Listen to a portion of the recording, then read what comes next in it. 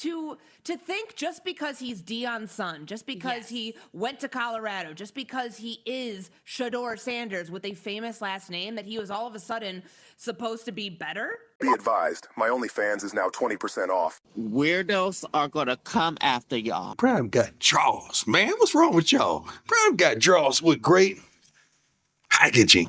Oh, no. I don't know who told you that. ESPN's hype flip-flop on number 12 is straight up ridiculous.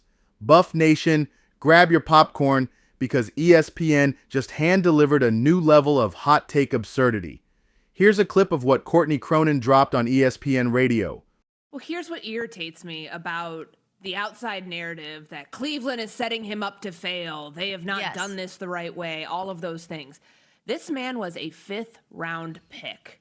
I understand what the narrative was going into the draft, why he fell, all of those things. You're still a 5th-round pick. Are they supposed to cater to you? Are they supposed to make it easy? Are they supposed to put bumper rails like at a bowling alley on to make sure that you can be successful? No. They gave him opportunities. He has used those opportunities. He's looked good in some practices, not good in some others. He is exactly what you expect for a quarterback drafted in the 5th round.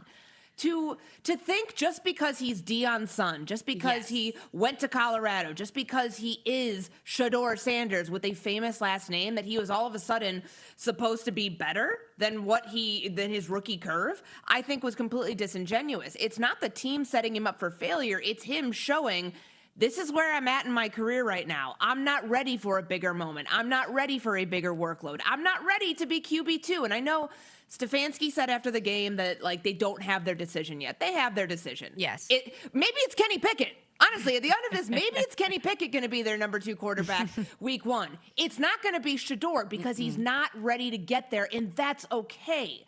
Like, what you saw on Saturday against third stringers is a quarterback that is not ready for that moment. But as long as they give him time to develop and they actually do the development, which again, big question here, it's Cleveland after all. Right. But if they can do that and give him an opportunity to not feel the pressure of, I've got to be here by like all these different check marks. I got to be here by this point. By week 8, I have to be here. By week 9, I have to be starting. Eliminate all of that. Let him focus on developing as a quarterback this year. And that's the most that you can get out of Shedeur Sanders. That's doing right by Shedeur. Yeah, and I think, too, if he didn't have the last name Sanders, would we be we would not, concerned? You are 100% on. We would not give a damn if it was anybody else on any other roster if his last name was not Sanders. No, we wouldn't even be talking about him at all. Exactly. We wouldn't be having that conversation. conversation. We wouldn't be leading off a national radio show on a Monday morning based on 11 dropbacks. To think just because he's Deion's son, just because he went to Colorado, just because he is number 12 with a famous last name, that he was all of a sudden supposed to be better than his rookie curve, that is completely disingenuous. Hold up. Let me get this straight. Last season, you hyped number 12 like he was the second coming, and now you're dismissing any expectation around him as disingenuous? That's not critique, that's narrative whiplash. Hello, the rookie QB struggles are not a reveal, they're a fact. Congratulations, ESPN, on discovering that rookie quarterbacks face a learning curve. Last I checked, Josh Allen threw 18 touchdowns and 10 interceptions as a rookie. Peyton Manning, 28 picks, but suddenly number 12 can't be evaluated within the same framework? Please. Holding a newcomer to superhuman standards isn't analysis. It's lazy. ESPN, you created the hype machine, and you are mocking it. Let's not forget who lit the fire. ESPN and the national media built up number 12 from day one. Every carry, every throw, every win, headline material. Buff Nation reveled in that energy. But now, the heat's too much, so they want to flip the narrative. And the haters, y'all are disingenuous for believing. Hypocrisy? Nah, ESPN is just full of shit. Disingenuous isn't a shortcut for shutting down expectations. Calling Buff Nation's belief disingenuous is giving up on constructive dialogue. Fans aren't expecting number 12 to morph into Aaron Rodgers overnight. We saw his college film. We understood the adaptation. belief isn't entitlement.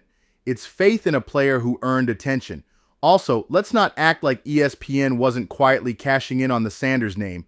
Doesn't sound above it all to suddenly disavow the hype machine you fueled before it even cooled down. Let me start by saying this. I like women.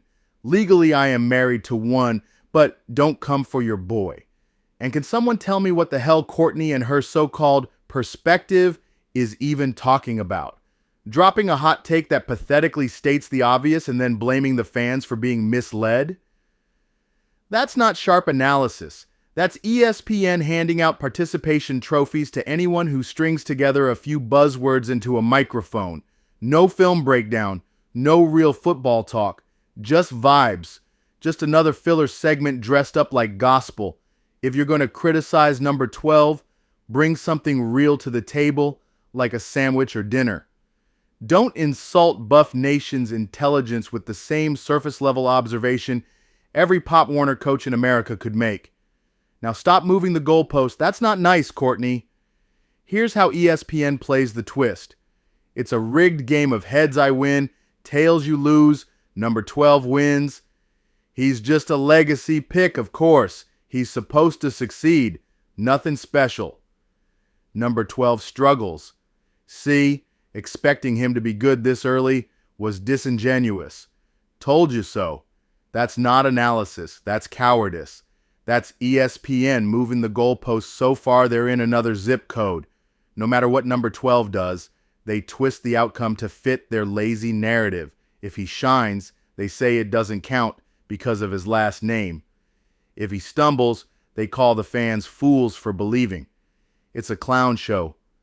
The only thing disingenuous here is pretending this isn't the same network that cashed in on the Sanders name every single Saturday last fall. Pick a narrative.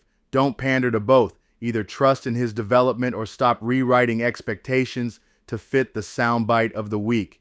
ESPN, do better. Let's be crystal clear. Yes, number 12 is Coach Prime's son. Yes, he played under Coach Prime. Those are facts. Nothing more, nothing less. They don't automatically make him elite, but they don't warrant blatant dismissal either. If you're going to critique, analyze the film, study the mechanics, highlight the areas of growth, don't coast on sensationalism, and don't bash Buff Nation for riding the wave you helped build, especially when Disingenuous is the worst take burger you've served all season. Number 12 isn't handcuffed by legacy. He's forged in it, and he's grinding through that rookie curve with grit and growth. Any takedown that ignores the process, that's what's truly disingenuous. Buff Nation, keep the faith. Let's let his game bring the real talk. I'm coming. I already made reservations. That's the believer. Are you the believer or the believer? I know who I am. We gotta find out who you are. I'm coming.